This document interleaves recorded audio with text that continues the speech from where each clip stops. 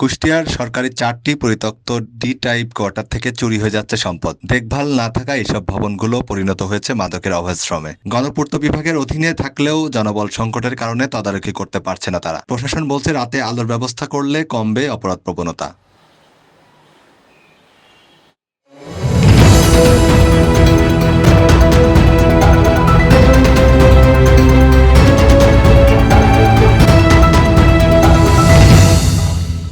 দেখে বোঝারই উপায় নেই যে এটি একটি সরকারি ডি টাইপ কোয়ার্টার। এমন অবস্থায় রয়েছে 1 যুগেরও বেশি। ভবনগুলো পরিত্যক্ত হওয়ার পর থেকেই এই দুরবস্থা। দিনের পর দিন বিভিন্ন অপকর্ম সহ মাদক সেবীদের নিরাপদ আশ্রয়স্থলে পরিণত হয়েছে। 2012 সাল থেকে কুষ্টিয়া মেডিকেল কলেজের অস্থায়ী ছাত্রীনিবাস ছিল এই পরিত্যক্ত ভবন। 2022 সালের মার্চে এই ভবন ছেড়ে কুষ্টিয়া মেডিকেল কলেজের নতুন ভবনে চলে যায় ছাত্রীরা। এরপর সরকারি এই ভবনগুলো দেখভালের অভাবে হয়ে পড়েছে অরক্ষিত। রাতের আধারে ভবনের দরজা, জানালা, বিদ্যুতের মিটার, তার, পানির পাম্প সহ সরকারি এসব আসবাবপত্র চুরি হয়ে যাচ্ছে।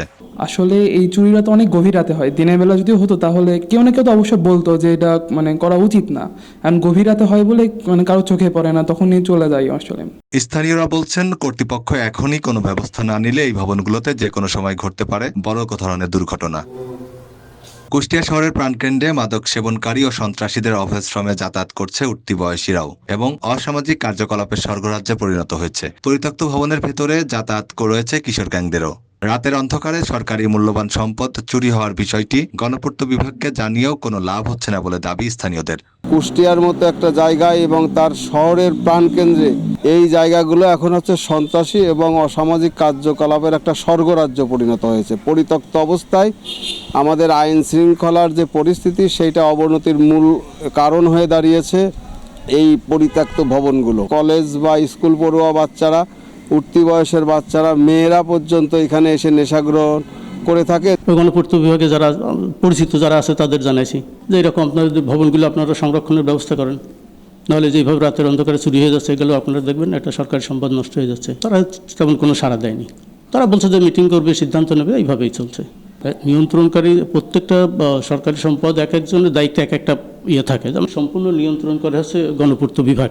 অথবা এটা গণপূর্ত বিভাগেরই একক দায়িত্বই বলা চলে। কথা হয় ভবনে থাকা মাদকসেবীদের সঙ্গে। জীবনের চাপা কষ্ট ভুলে থাকতে এই পথে পা বাড়িয়েছেন তারা। অনেকে আবার চেষ্টা করছেন আলোর পথে ফেরার। আমার জীবনে আমার অনেক কষ্ট, তাই নেশা করি কষ্টগুলা ভুলে থাকার জন্য। নেশাই আমার ভুলি রাখে। আমার আপনজনরা সব স্বার্থপরগিরি করেছে, নাহলে আমি এই পথে থাকতাম না। আমি ভালো ছিলাম, সংসার করতাম। কষ্ট হয় যে মানুষ এত সুন্দরভাবে বাঁচে, আমারও বাঁচতে মনে চায়। জগতে আসছি 5 বছর মতন। খাতাম আপনার গাঁজা কিছু খাইনি। টাপেনটা ওষুধ আছে, ওই ওষুধ অন্য কোনো কিছু খাইনি, কোনো খাইনি। রাত্রিবেলা খালি একটা খাই। যখন বন্ধুদের সাথে উঠা বসা করতাম তখন মনে করেন যে কিছু কিছু বন্ধু বান্ধব খায়, এই মনে করেন যে একদিন 1 টান খালাম, পরদিন 2 টান খালাম, এইভাবে খাওয়া শিখে গিয়ে পরিত্যক্ত বছর ধরে না, আমি আর 3.5 মাস আমি এই নেশাটা করি কষ্টটা ভুলে থাকার জন্য। আলোর ব্যবস্থা রাখার জন্য গণপূর্ত বিভাগকে বলার পরেও এখনো কোনো ব্যবস্থা নেয়নি কর্তৃপক্ষ। তবে প্রশাসনের পক্ষ থেকে টহল জোরদার করা হবে বলে জানান পুলিশের এই কর্মকর্তা।